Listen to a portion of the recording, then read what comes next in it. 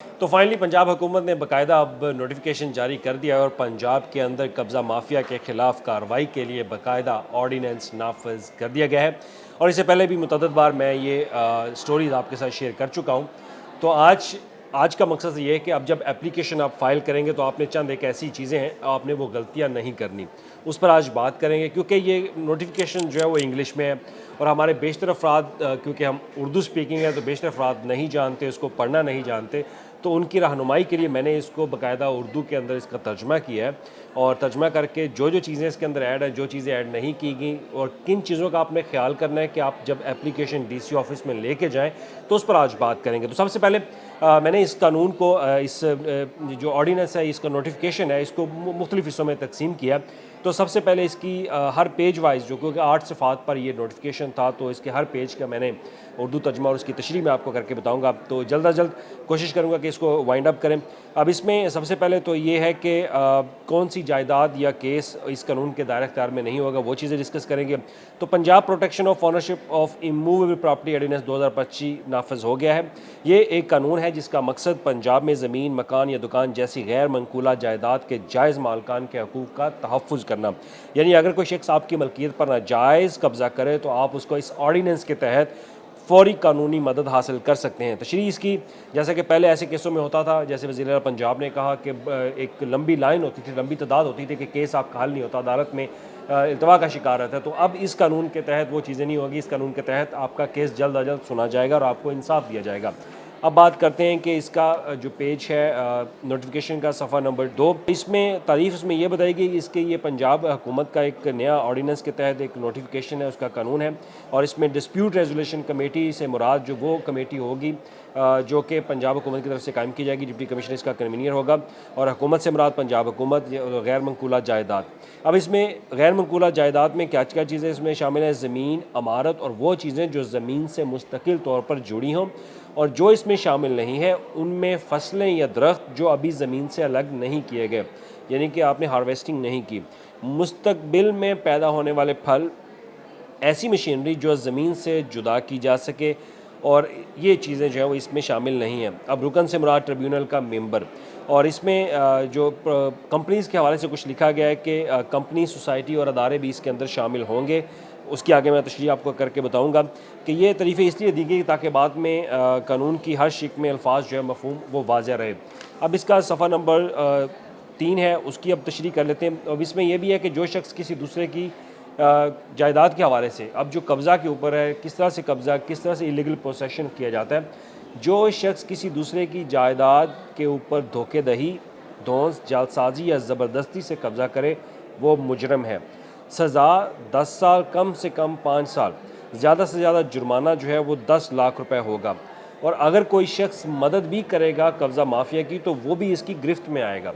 अब इसमें मिसाल दी गई कि गैर कानूनी ज़मीन फ़रोख्त करे या अलाट करे, लोगों को उकसाने या तमीर करने में मदद दे, नाजायज़ तमीर या कब्ज़ा बरकरार रखने के लिए किसी को साथ मिलाए, तो उसकी सज़ा कम अज़ कम 1 साल कैद होगी और जुर्माना 10 लाख रुपए तक होगा। यानी कि जो कब्ज़ा माफिया की मदद भी करेगा।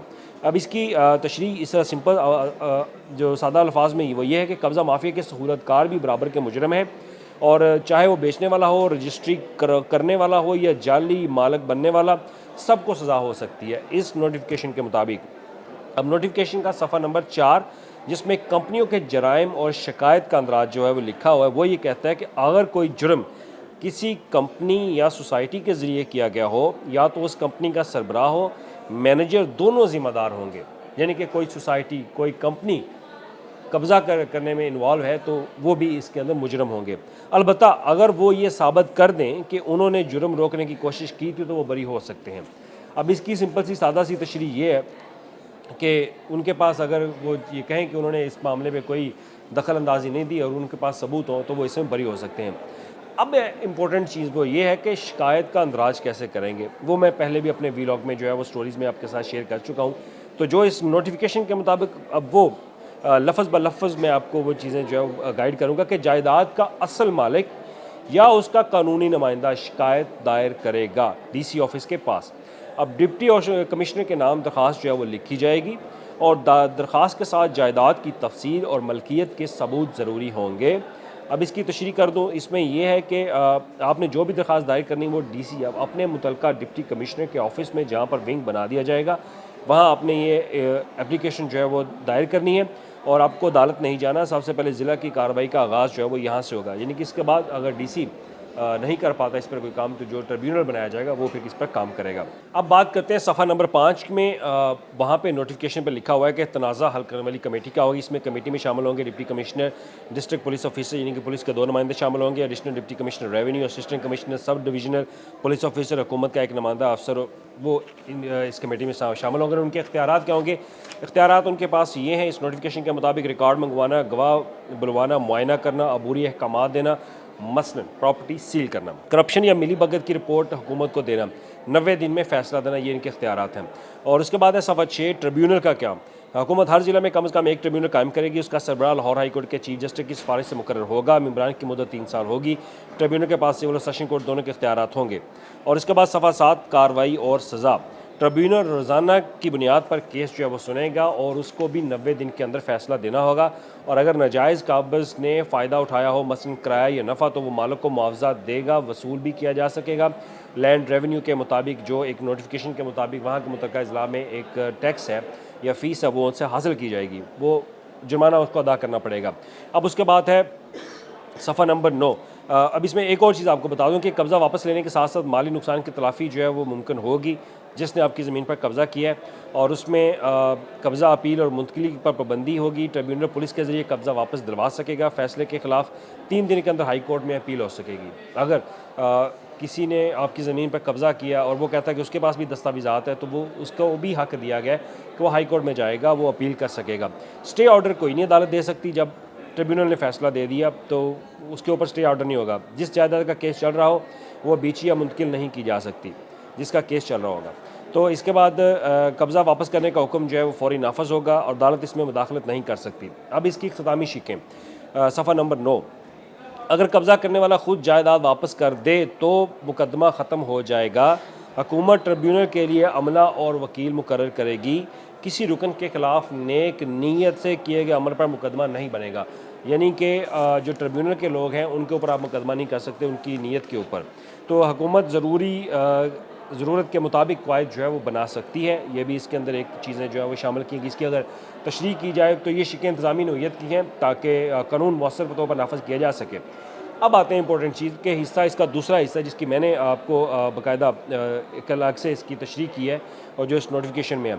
शहरी दरख्वास्त देते वक्त किन बातों का ख्याल रखें। अब आपने जब दरख्वास्त देनी है तो आपने DC ऑफिस में दरख्वास्त जमा करवानी है और दरख्वास्त तहरीरी हो और जायदाद की मुकम्मल तफसील दें, पता, खाता नंबर, हदबंदी, ये चीज़ें शामिल हों। मलकियत के पक्के सबूत आपने साथ अटैच करने, लाइक फॉर एग्ज़ाम्पल फ़र्द होगी, रजिस्ट्री होगी और इंतकाल। अगर गवाह मौजूद हों तो उनके नाम और राब्ते लाजमी लिखें, ये लाजमी लिखने आपने। कब्ज़ा या तनाज़े की तारीख़ वाज़ह तौर पर लिखनी है। ऐसी गलतियाँ जो दरख्वास्त मुस्तरद करवा सकती हैं उनसे आपने बचना है। अब जाली या अधूरी दस्तावेज़ात ना लगाइएगा, इससे आपके ऊपर भी कार्रवाई हो सकती है। और ज़ुबानी दावा कोई नहीं करना आपने। गलत या गैर मुतल्लका अफराद को फ़रीक मत बनाइए। अगर केस पहले अदालत में चल रहा हो तो कमेटी उसे नहीं सुनेगी, ये बात जहन में रख लें। और अगर जायदाद वरासत में तकसीम नहीं हो तो पहले तकसीम नामा जो है वो बनवाना आपके लिए लाजमी होगा। अब आते हैं इसका हिस्सा 3 जो कि आखिरी है। ये कानून किन प्रॉपर्टी या केसेस पर लागू नहीं होता। इसमें ऑनरशिप के झगड़े या कानून से जो रेंट किराएदारी के मामलात हैं वो इसके अंदर नहीं आएंगे। वरासती तनाज़ात जो है अगर जायदाद अभी तकसीम नहीं हुई या वर्सा में इख्तलाफ है तो पहले वो वरासती डिग्री आपको लेनी पड़ेगी। वो केस जो अदालत में पहले से ज़ेर समाअत हो उन्हें कमेटी या ट्रिब्यूनल जो है वो दोबारा नहीं सुन सकता। तो इसमें कर्ज, माली लेन देन या पार्टनरशिप तनाज़ात ये इमूवेबल प्रॉपर्टी नहीं कहलाते, ये इस नोटिफिकेशन के मुताबिक बताया गया। तो ये इस नोटिफिकेशन की तशरीह थी जो कि आपको समझाना लाजमी था। तो इस पहलुओं को मद्देनज़र रखते हुए आपने अपनी एप्लीकेशन जो है वो दायर करनी है। अब बात है कि कब आप एप्लीकेशन दायर करेंगे। इससे पहले वीडियो में मैंने आपको बताया था कि 30 दिन का टाइम दिया गया है तमाम अज़ला के डिप्टी कमिश्नर को। वो 30 दिन के अंदर की तैयारी करेंगे, कमेटियाँ बनाएंगे। कमेटियाँ बनाने के बाद बाकायदा एक विंग बना दिया जाएगा डिप्टी कमिश्नर के ऑफिस में, वहाँ आपने जाके ये दरख्वास्त दायर करनी है। शुक्रिया।